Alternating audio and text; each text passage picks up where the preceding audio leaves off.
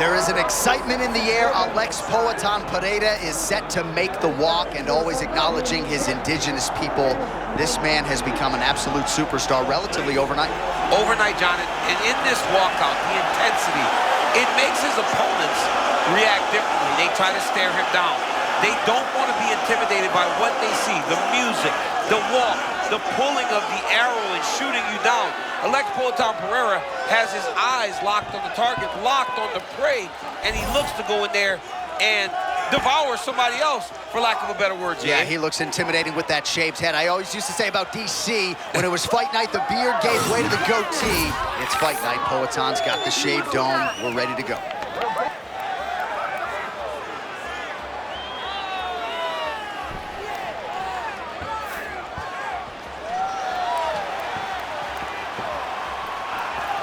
Alex Pereira steps inside the octagon. He is ready to fight.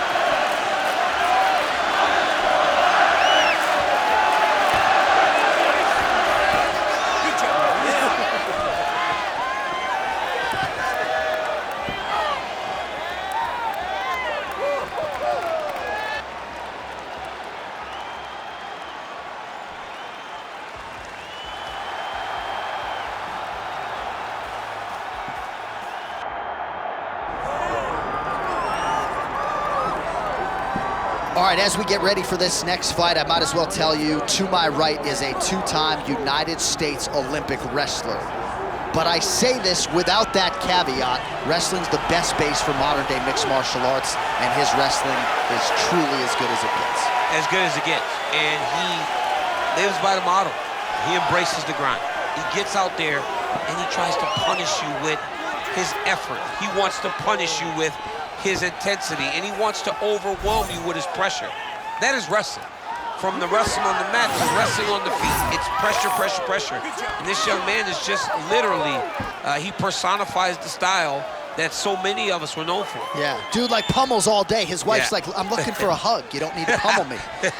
Tremendous wrestler. We'll see if the hands have developed a little bit, but certainly a good opportunity on a big stage for him here tonight.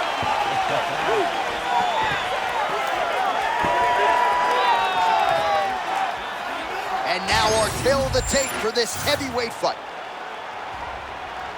Now for the official introductions, here's Bruce Buffer. Ladies and gentlemen, this is the main event of the evening.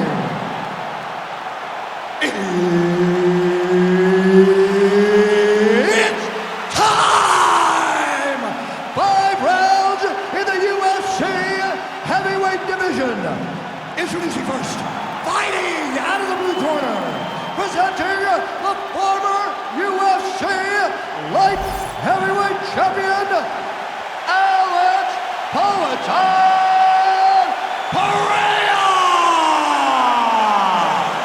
And now introducing his opponent, fighting out of the red corner, Hokit!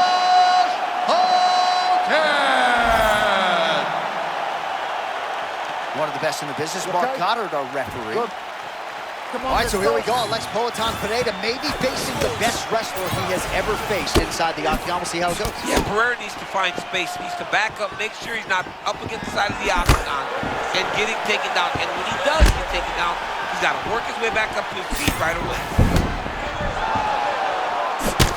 Oh, big my power goodness. strikes landed on both sides. Alex needs to be going forward. When he starts to find success, when he's going forward, he starts putting that jab on you. And there it is, patented left hook from Pereira. It's one of the most damaging signature strikes in all of the UFC. His ability to throw this from anywhere, it really is something else. We always talk about the consequences. You can't make a mistake when you're in there with these two. The consequences are dire. You could end up laying on your back staring at the lights. Takedown defense is there. Fighters separate from the clinch.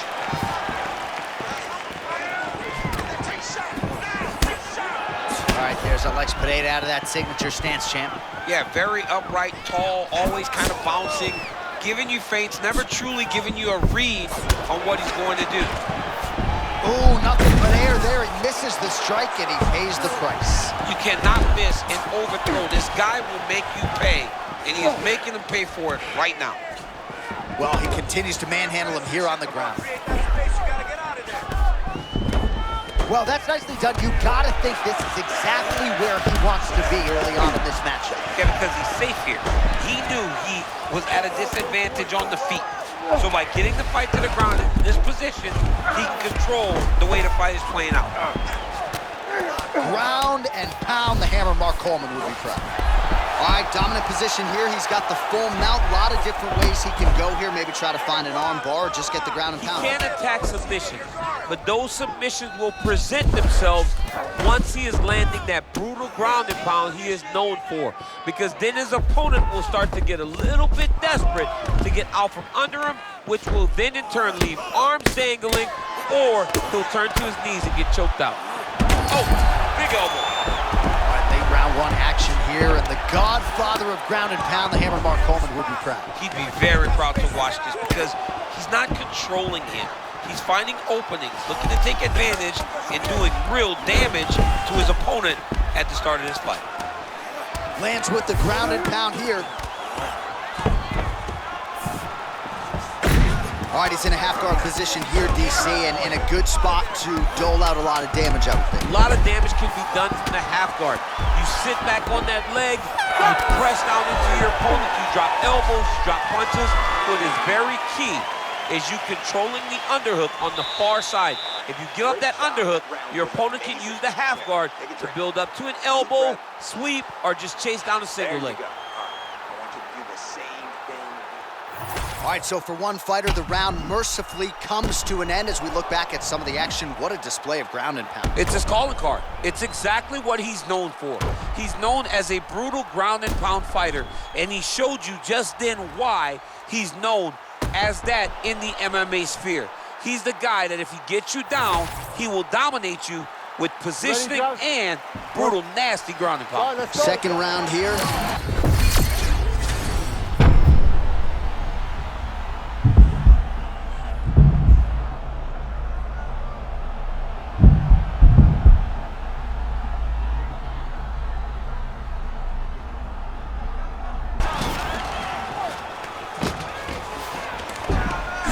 Escapes up to his feet, very nice. Now he gets a more dominant position with the underhook. He is gonna start to drive knees over and over. You gotta be careful here, you gotta move. Well, he doesn't need space. Beautiful connection there in the clinch. Guards down, attack the head, let's go, attack it right now. Oh, and he tags him with the straight. Nice job there by Pereira.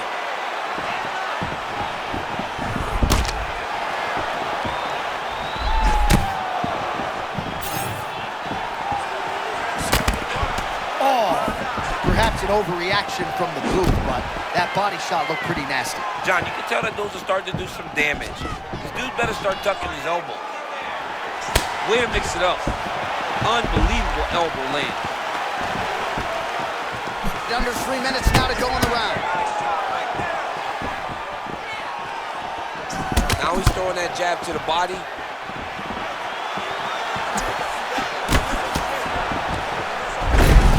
Takedowns have come in bunches tonight, and there is another one. That was his strategy coming in. It's executed to perfection. It never works out perfectly, but today it seems to be going as great as it can be. Oh, he's setting up for a submission now. Oh, that arm triangle's wicked tight. He's starting to get it in very deep. Oh, that looks painful. That's got to be it. Page and Alexio Lennox. Somehow he got out, though. Great job clearing the hips, facing, and getting out of that Ezekiel choke attack.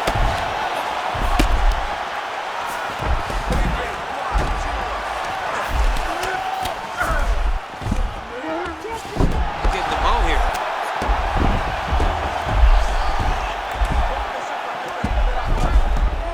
he's got to be careful there, yep. Oh, that's how you do it. Postures up and lands to the head. Oh, that was a nice pass. Another ground and pound strike lands. He's putting him in exactly the positions he needs to be in right now. He's able to relax here, and he understands, being a veteran of so many fights, that as long as he's on top, he's winning. He feels like he's winning here.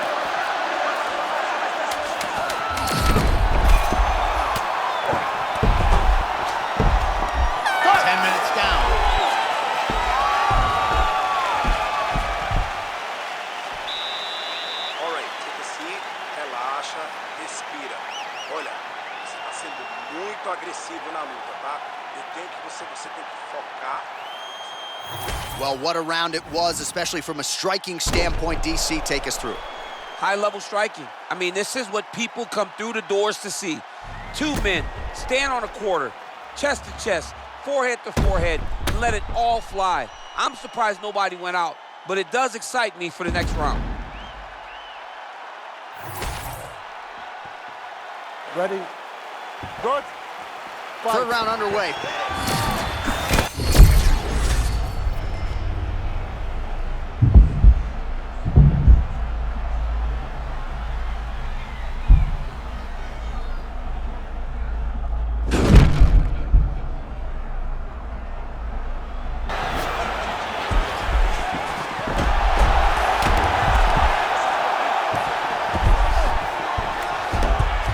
Moving his head on the ground here, avoiding a lot of these big shots. Great job landing from the top position.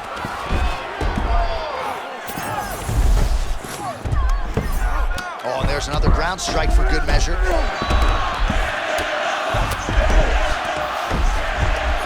right, it's a good ground and pound by him here, certainly staying busy, and not just busy, but effective. You can just throw punches to keep the referee off. Looking for the sub here, DC. Hang on a second. Oh my goodness, I think he might have it.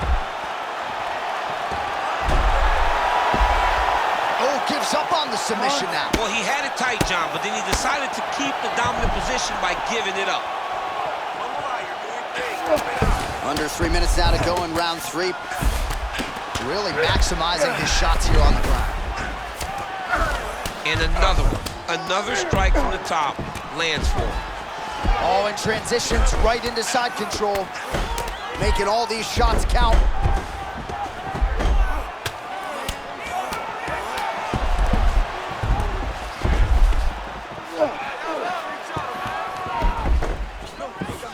Print the shirts, ground and pound. These ground strikes are starting to add up. Oh, that's a good chance for two. He's on his back. Man, isn't it fun to watch this dude work on the mat? He's unbelievable how fluid he is in his motions on the mat. This is some exhausting work, man. I mean, it is so tiring to be fighting in this way. So much wrestling, so much grappling, expending all this energy trying to hold the guy down. I mean, no takedown is not fought. No reversal is not fought. Everything they're doing is fought to the very last minute before it gets given up. Pereira's in full guard. Let's see what he can do here. They're on the flow, not fighting the action too much. That's how you get stuck in submissions. Those guys start throwing over those subs, just flow with them. Beat them to the next position. Another big takedown.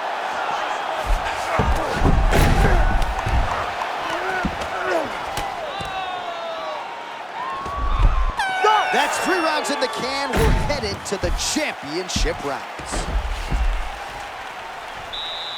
All right, take a deep breath and relax. Nice job. You won that round, clearly. Now this round, I want it to be destructively. You need to move forward and stand. All right, now we check out some of the action from that previous round, DC. How about the display of striking? Just high level. I mean, you would think that we're watching a K1 level kickboxing match opposed to being in the UFC. Both displayed great technical skills, unbelievable striking.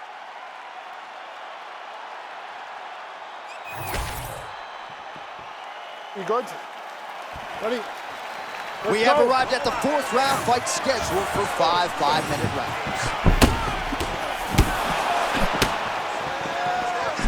Oh, he lands another strike to the body, really starting to connect on a lot of shots to the midsection, and these will take their toll as this fight goes into the latter rounds.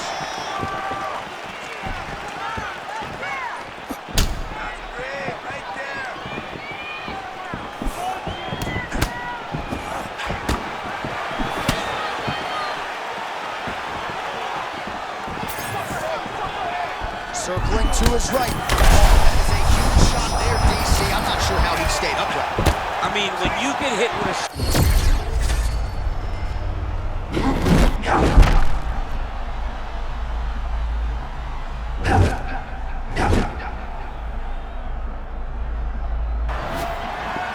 Man, that was crazy.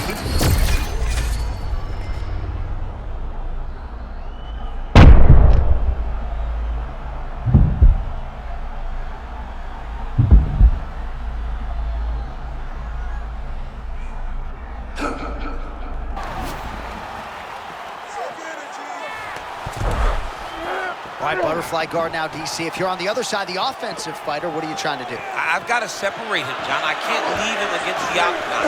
That is how they get up. They use the fence as a barrier to get back to their feet. You got to put your body between your opponent and the fence so that you can really control him. Trying to make these ground strikes count. Look at him. He's setting up the choke now. Look at that. He's setting it up. Oh, he's in trouble here, DC. He's got the triangle with a lot of pressure going down on his opponent. Working on Ezekiel choke, and he somehow gets out. He just had to stay patient. It's so unfamiliar. If you panic, you're going to get submitted. He didn't panic. Caution, flammable. He's starting to posture up now. We'll see what he does here. He postures. That'll do it. He got him. With a massive highlight tonight. My goodness, man. Yeah, just some brutal ground and pound forces the end in this one.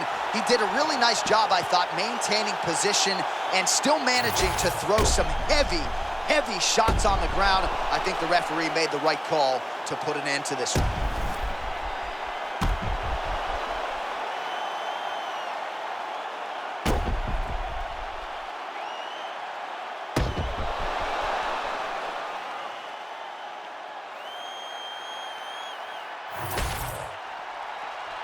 All right, let's get to the official decision. Here's Bruce Buffer. Ladies and gentlemen, referee Mark Goddard has called a stop to this contest at 3 minutes, 33 seconds of round number 4. Declaring the winner by TKO, Josh Hokit!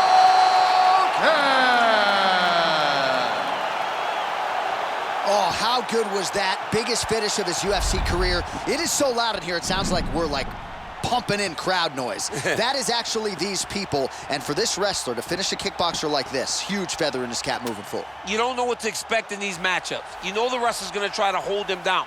For him to go out there and get a finish really does stand out, and that's why you are getting this reaction from the crowd.